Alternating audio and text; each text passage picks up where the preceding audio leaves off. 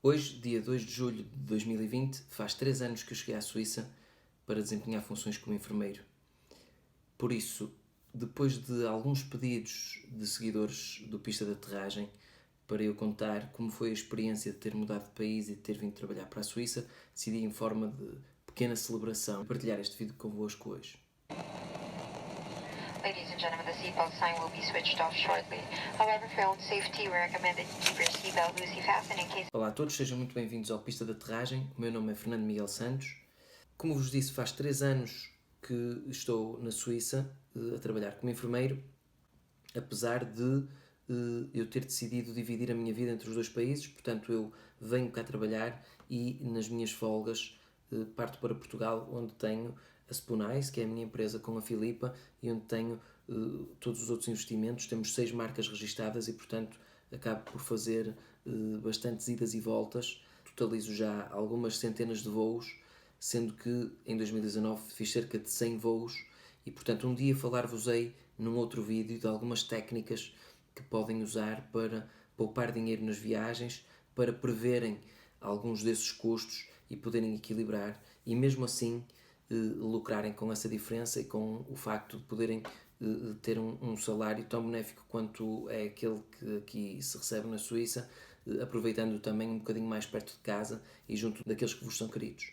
Decidi emigrar para a Suíça, deixando um lugar seguro que tinha no Hospital de São João, na unidade de cuidados intensivos neurocríticos.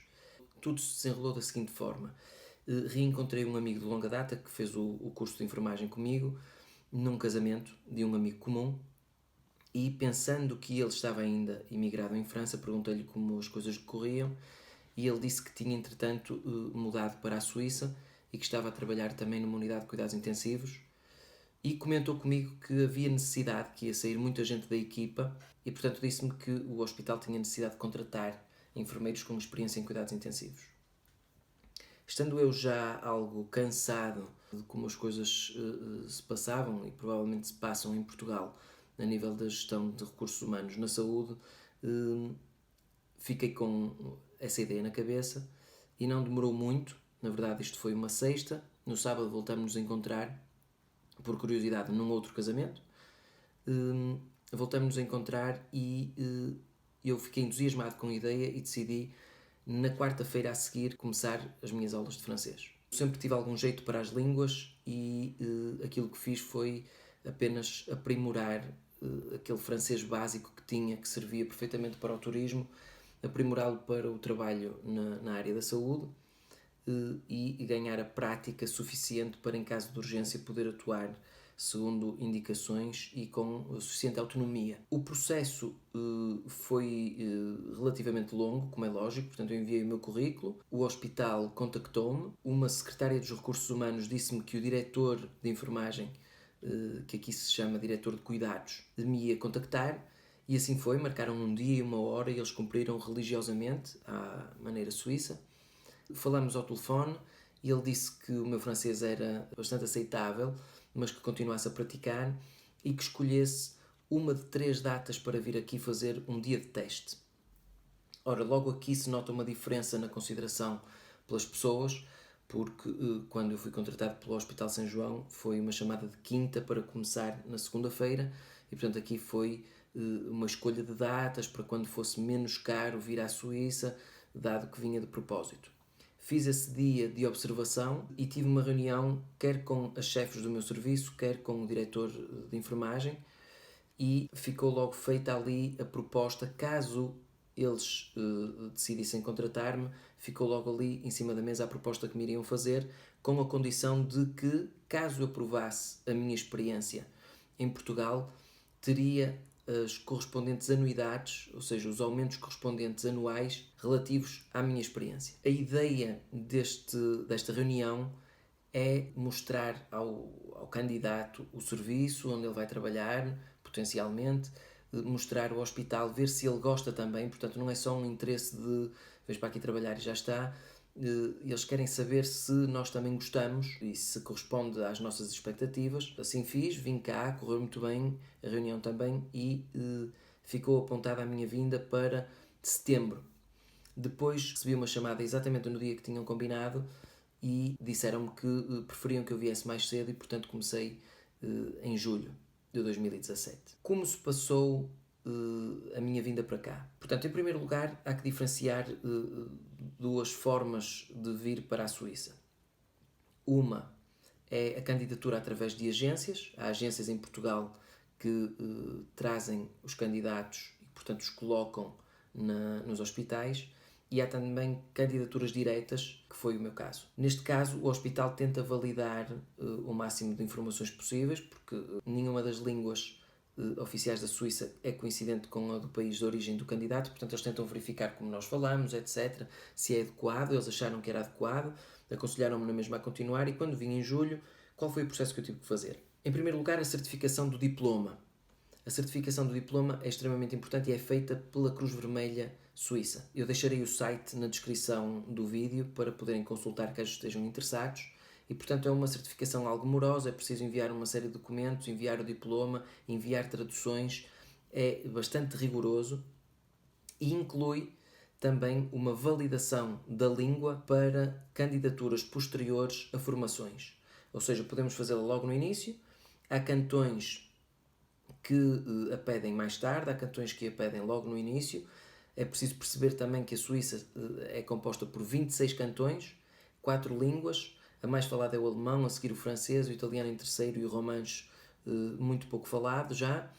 Mas há uma série de condições que são diferentes. Os cantões funcionam como áreas autónomas, quer em termos de algumas leis, que, ou seja, são subjugadas à lei federal, mas depois existem leis cantonais, e cada cantão gera um bocadinho as candidaturas à sua forma. No cantão de Genebra, por exemplo, exige-se aquilo que eles chamam o droit de pratique, ou seja, é uma licença de trabalho na área da saúde, que no site do cantão de Genebra é possível aceder a essas condições, mas para toda a gente que trabalha na área da saúde é preciso uma certificação da Cruz Vermelha em como aquele diploma é válido. É algo moroso, mas processa-se de uma forma até bastante fluida. Isto é, nós enviamos toda a documentação, se faltar alguma coisa eles voltam a enviar todos os documentos para nós, portanto nada fica na posse deles, até que entre estes envios e reenvios se chegue a bom porto. A certificação da língua, no meu caso, foi mais complicada que alguns colegas meus que vieram antes, porque neste momento é exigido que a certificação seja através de um teste oficial reconhecido pelo governo. Antigamente podia ser numa escola qualquer, agora tem que ser uma escola certificada pelo governo, e normalmente essas escolas são também certificadas pelo governo francês, e por isso, no meu caso, eu fiz na Alliance Française, e há 2 tipos de testes, podem consultar facilmente no site dessa escola que eu acabei de citar. No meu caso eu fiz o TCF, que é o Teste de Connaissance de Français, e é um teste que tem limite de tempo, mas uma vez provada a capacidade de falar, e estando cá não precisamos de o validar, exige prova oral, escrita, quer de compreensão, quer de expressão. Depois deste preâmbulo, é preciso ter um contrato de trabalho para ter um permis de trabalho. Ou seja, o permis é, no fundo, o título que nos permite estar na Suíça enquanto equiparados a cidadãos e que nos permite trabalhar.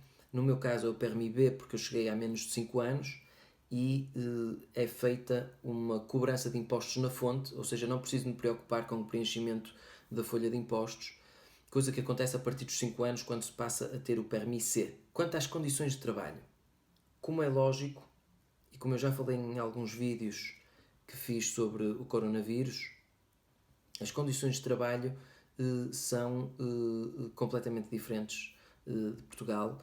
Há muitas vezes o rácio de um enfermeiro para cada doente, nomeadamente quando os doentes estão entubados, e por isso as condições de trabalho são bastante melhores.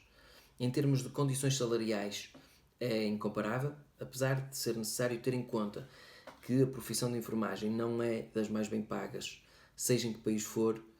A Suíça é daqueles países do mundo que paga mais aos enfermeiros. E existem, dentro destas condições salariais, além do salário base, que é consideravelmente mais alto do que em Portugal ou países similares, existem formações pagas, quer internas, feitas pelo próprio hospital, quer externas, feitas noutros hospitais.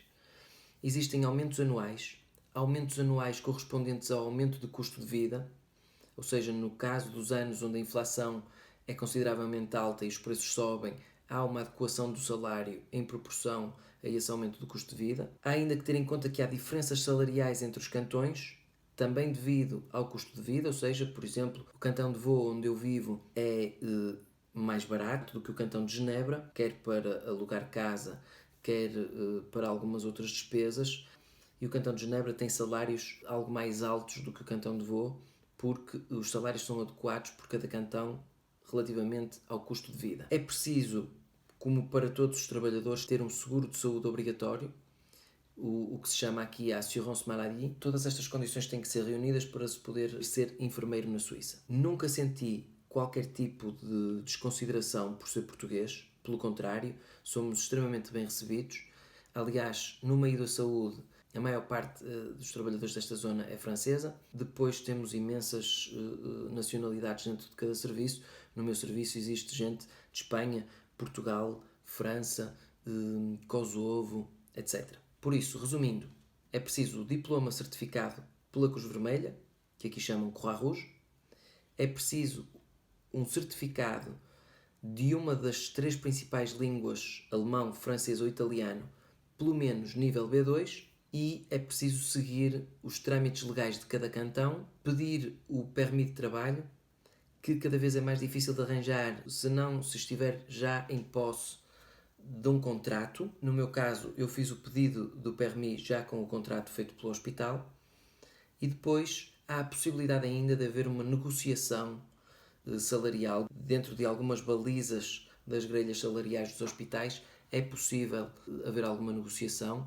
No meu caso, fizeram a correspondência total e ainda um bocadinho superior aos meus anos de experiência, portanto eu tinha 7 anos de experiência quando vim para cá, foi exatamente aquilo que me pagaram a mais em relação ao salário base que me tinham proposto e ao qual eu já tinha dito que sim. Portanto, há uma noção de justiça, há uma noção de meritocracia, há ainda, como vos disse, os aumentos anuais e os aumentos correspondentes ao custo de vida. No caso de se falar de salários, aqui pensa-se muito mais em salário bruto do que em salário líquido, uma vez que uma parte do salário é paga a uma reserva chamada deuxième pilier, traduzindo à letra o segundo pilar, ou seja, é um complemento de reforma. As reformas aqui na Suíça têm um teto máximo, pago pela AVS, correspondente à nossa segurança social em Portugal, e depois o complemento de reforma para manter o mesmo nível de vida que a pessoa tinha até se reformar é feito através de um desconto, como se fosse um pagamento de impostos, mas que é reservado numa conta e que só se pode levantar na reforma ou em caso de aquisição de um bem imobiliário. No nosso caso, por exemplo, no nosso hospital, nós pagamos uma parte e o hospital põe uma parte igual. Há empresas que aumentam o número de partes como forma de premiar o seu trabalhador, por isso fala-se muito mais em salário bruto. Não se esqueçam disso quando fizerem comparações com os salários, não comparem salários líquidos, porque é uma parte que está a ser reservada para a vossa reforma e, portanto, faz todo o sentido que se fale mais em salário bruto. Não se esqueçam de incluir também os gastos todos, é extremamente caro alugar casa na Suíça, mas existe ainda algo que eu gosto muitas vezes de equiparar àquilo que é a vida portuguesa que tínhamos nos anos 90, onde, apesar das diferenças salariais entre cada profissão, existia nos anos 90 a possibilidade de toda a gente viver razoavelmente bem. Aqui na Suíça é isso que acontece. Se a pessoa for disciplinada com os seus gastos, acaba por sobrar sempre, mesmo com o preço de um aluguer alto. É possível na mesma fazer uma poupança e eles estimulam até a fazer, e há uma instrução e uma literacia financeira completamente diferente do que se passa em Portugal, até porque a Suíça é conhecida por ser um país de bancos e de investimento e, portanto, eles têm algum cuidado em fazer esse tipo de aprendizagem aos cidadãos. Espero que tenham gostado. Se tiverem alguma dúvida, precisarem de alguma outra instrução, deixem a vossa dúvida, a vossa pergunta, comentem aquilo que acham e parabéns a mim, são 3 anos já, apesar de eu ter mantido sempre o contacto com o meu país, como vos disse no início, é sempre um prazer poder dividir a minha vida entre 2 países, um que eu amo porque é o meu e outro que eu aprendi a amar porque foi aquele que me acolheu de uma forma tão simpática e tão calorosa. Deixem o vosso like, partilhem se vos apetecer para aqueles colegas que eventualmente tenham vontade de também sair de Portugal e trabalhar noutro sítio, nomeadamente aqui na Suíça. Muito obrigado e até à próxima. Ladies and gentlemen, the seatbelt sign will be switched off shortly. However, for your own safety, we recommend that you keep your seatbelt loosely fastened in case